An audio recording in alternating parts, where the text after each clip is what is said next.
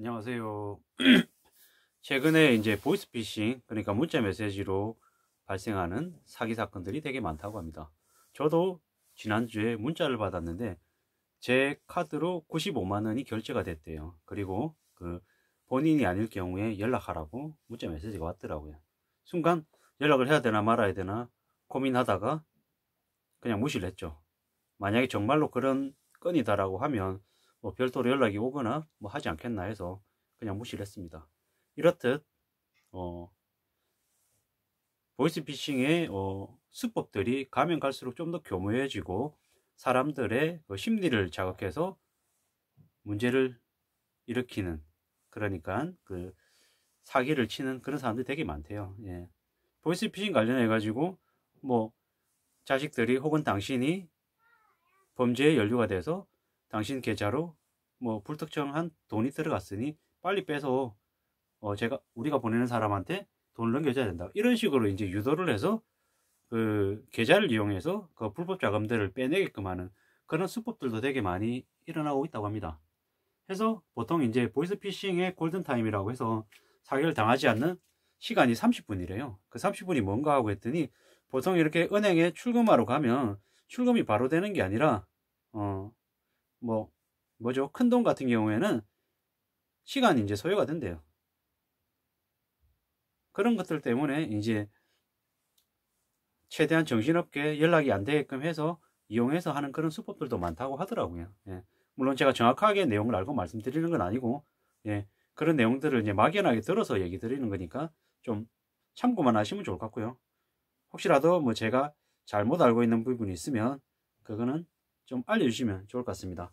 뭐 해서 요즘에는 뭐 이런저런 이제 얘기들이 이제 좀 더 많이 있죠. 보이스피싱을 당했을 때 뭐 어떤 식으로 이렇게 할 수 있는지 뭐 이런 얘기들이 이제 종종 있는데, 보이스피싱 뭐 발생했을 때 대처하는 요령들 같은 것들도 좀 숙지할 필요가 있다라고 이제 얘기를 하는 거죠. 뭐 보이스피싱 당했을 때 첫 번째는 지급정지 신고를 제일 먼저 해야 된대요. 은행 고객센터나 112에 연락해서 송금한 계좌에 대한 지급정지 요청을 먼저 하는 게 첫 번째인 거고, 두 번째는 카드 정지, 신분증 정지, 카드를 정지시키고 신분증을 정지시켜서 재발급받도록 해야 된다네요. 그리고 세 번째는 가입사실 현황 조회 서비스를 검색해서 명의 도용한 내역을 확인할 수 있다라고 하니 그런 부분들 또한 이게 참고하시면 좋을 것 같은 거죠. 제가 이제 말씀은 보이스피싱으로 얘기를 했는데 실제로는 제가 보이스피싱을 얘기하려고 했던 게 아니라 대출 상환 관련한 부분, 그러니까 가계대출에 대한 대출 상환이 앞으로 어떻게 될 건지에 대한 얘기를 좀 하고 싶었던 거죠. 사실상 금리가 지금 계속 올라가고 있습니다. 시중금리가. 규정금리가 올라가는 폭보다 시중의 금리는 더 급등하고 있는 상황이고, 그에 따라서 우리가 대출한 대출자가 감당해야 될 이자나 원리금 그 부담은 더더욱더 커질 수밖에 없다라는 거죠. 근데 이미 무리한 수준으로 연끌해서 집을 샀다라고 하면 사실상 빠져나올 방법이 없습니다. 현재는. 왜?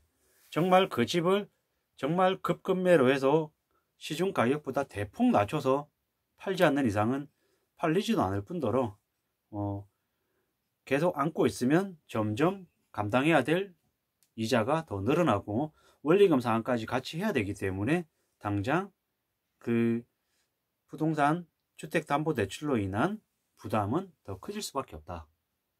해결해 나갈 수 있는 방법은 투잡스 리잡을 해서 수익을 더 늘려서 이자를 내든 원리금을 내는 방식, 아니면 집을 처분하는 것, 그 두 가지밖에 없다라고 이제 보여지고요.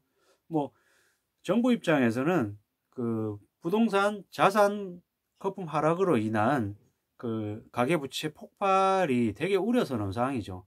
그래서 어떤 식으로든 연착륙을 시키고 하고 싶어 하는데요. 그 방법으로 은행들과 이제 얘기해서 대출 기간을 20년짜리를 30년으로, 30년짜리를 40년으로 늘리고 변동금리를 고정금리로, 시중금리를 좀 더 올린 상태에서 대출자들하고 협의해서 대출 계약을 다시 체결하는 쪽으로 아마 방향을 잡아갈 것 같습니다. 그런 식으로 해서 현재 이자만 내는 방식을 원리금 균등상환 방식으로 바꾸게 할 것이고, 변동금리가 지금 82%, 83% 정도인데 그걸 고정금리로 전환을 시키려고 할 거예요.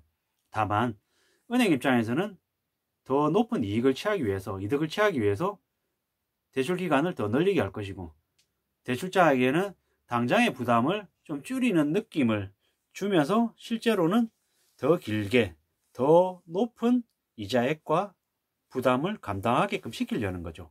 그렇게 해서 부동산이 경매로 대거 넘어가거나 무너지는 일을 막는다라고 얘기하지만, 실제로는 금융기업들 입장에 서서 대출자들을 뜯어먹는, 대출자들만 사실상 궁지에 몰아넣고 금융노예로 전락시키는 모습이 아닌가라는 생각이 드는 거죠. 이 모습은 비단 한국에서만 일어나는 게 아니라 일본, 유럽, 미국 어느 나라 할 것 없이 전 세계에서 비슷한 형태로 일어났던 일들이고요. 이런 일에 연루되지 않은, 걸려들지 않은 사람들만이 앞으로 좀 더 내실 있는 삶을 살아갈 수 있지 않겠냐라는 생각이 드는 거죠. 비치지 않고 좀 자기의 형편보다 좀 못하게 산다 할지라도 그 생활에 나름 적응하고 만족하면서 최대한 저축하는 습관들을 가지고 간다면, 그래도 앞으로 있을 무수히 많은 자산 거품 하락 시기에 원하는 주식이든 원하는 부동산이든 원하는 것들을 좀 더 그래도 수월하게 얻을 수 있는 그런 기회가 오지 않겠냐라는 거죠. 물론 가만히 있는데 그냥 떨어지는 보상이나 혜택은 없을 것이고, 철저히 공부하고 대비하고 갖겠다라는 정말 절박한 신념 그리고 의지를 가지고 두 발로 뛰어다니면서 두 눈으로 직접 확인하고 얻으려고 노력해야겠죠. 그런 마음이면 그래도 앞으로 희망이나 기대를 품을 수 있지 않겠냐라는 생각을 조심스레 해봅니다. 이미 지금 적지 않은 대출을 가지고 있는 사람들은 정말 힘들고 어려운 상황들이 더 크게 닥쳐올 거이기 때문에 어떻게든 지금 현재 상황에서 최대한 빨리 부동산을 처리할 수 있는 쪽으로 결정을 해야 되지 않겠냐라는 생각을 조심스레 말씀드립니다. 물론 제가 드린 이 말씀을 제가 책임질 수 있는 건 아니고, 그저 지나가는 한 명의 사람이 하는 얘기 정도로 이렇게 받아들이시면 좋을 것 같습니다. 또한 문재인 정부가 지금 현재 사실상 부동산 거품을 역대 최고로 키우고 사실상 많은 사람들을 부동산으로 인한 고통과 충격을 받게 한 장본인이라고 제가 이번 영상뿐만 아니라 이전 영상에서도 말씀을 드렸는데요. 그 부분에 대해서 다르게 생각하시는 분들이 있더라고요. 지금 그러면 여당이, 지금의 민주당이 그런 책임을 다 가지고 있는 거냐? 그러면 너는 대안이 뭐냐? 그 이전에 박근혜 정부 혹은 그 전에 있던 국민의힘이 집권했을 때 얼마나 많은 폐악질과 나쁜 짓을 한 줄 아느냐? 그에 대해서는 왜 얘기하지 않고 왜 문재인 정부만 비방하고 까대느냐라고 얘기하시는 분이 있었거든요. 저는 제 입장은 박근혜 정부든 이명박 정부든 문재인 정부든 지금 현재 국민들에게 잘못하고 있는 부분 관련해서 얘기를 하고 싶은 거지, 민주당과 국민의힘, 그러니까 여당이냐 야당이냐 진보냐 보수냐 이런 정치적인 색깔을 얘기하고 싶은 마음은 초도 없고요. 저 또한 지금 현재 문재인 정부가 들어서는데 문재인 대통령에게 표를 던진 사람인데, 지금은 그 어느 누구보다도 문재인 정부에 대한 지적 그리고 원망, 분노가 크게 달아있는 사람 중에 한 명이고요. 예. 문재인 정부가 사실상 부동산 정책 관련해서는 이때까지 역대 무수히 많은 정부들 중에서 가장 최악의 정부임은 다름 아닌 지금 현재 부동산 시장에서 벌어지고 있는 말도 안 되는 이런 폐악질로 저는 말씀을 드리고 싶은 거죠. 저도 제가 살고 있는 동네 주변에 아파트 가격이 5억이던 게 17억, 18억 가고 있다는 것은 절대 정상이라고 볼 수 없거든요. 그 부분 관련해 가지고 지금 정부가 잘했다라고 얘기할 수 있는 사람은 그런 집을 여러 채 사서 실제로 팔아서 수익을 남긴 사람이라고 하면 문재인 정부에 고마워할지는 모르겠지만, 저처럼 서민이고 그런 투기를 못한 제 입장에서는 절대 문재인 정부의 부동산 정책 관련해서는 지지하고 싶은 마음이 초도 없죠. 과거에도 그랬고 앞으로도 그러하고요. 그러면 이제 어떤 분께서 이제 대안이 뭐냐, 대책이 뭐냐라고 말씀을 하셨는데, 그 부분 관련해서 제 개인적인 의견을 말씀드리면, 부동산 관련해서 실거래가, 그러니까 거래를 하고 나중에 취소하고 하는 건 관련해서는 면밀하게 조사를 해서 그게 의도적인 부동산 거래 가격을 교란하는 행위라고 하면 확인해서 처벌해야죠, 법적으로.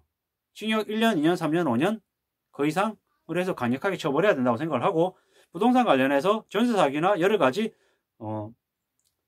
서민들을 상대로 한 사기 행각들 관련해 가지고는 전재산 몰수, 그리고 전재산 몰수는 당연한 거고 2배, 5배 아니라 50배, 100배, 1000배 이상의 과징 징수를 그 관련된 사람들에게 모두 다 매기고, 사기 사건이다라고 하는 건 아예 종신형 이상으로 정말로 중죄, 그러니까 살인하고 똑같은 형벌을 매겨서 절대로 부동산 관련해서 혹은 주식 관련해서 적어도 경제적인 부분에서 국민들의, 서민들의 삶을 파괴하는 그런 행위들은 못하게끔 엄격한 법 집행하고, 그리고 수시로 그러한 부분들은 감시할 수 있는 그런 체계들을 만들어야죠. 그게 제가 말씀드릴 수 있는 대안입니다.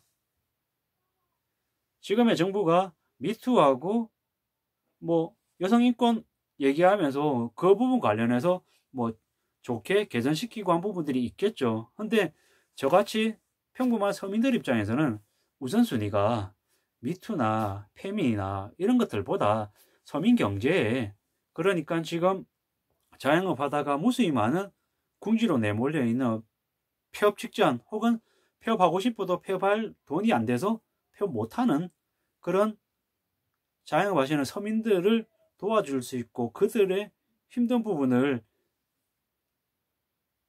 손잡아 줄 수 있는 그런 정책이 먼저 해야 되지 않냐라는 거죠. 청년 가구들 고독사가 창궐하고 있고 굶어 죽는 일이 생기고 있는데, 그런 일 관련해서 정말로 좀 정책적인 공백 이런 부분 관련해서 좀 더 신경 써야 되는 거 아니냐라는 거죠.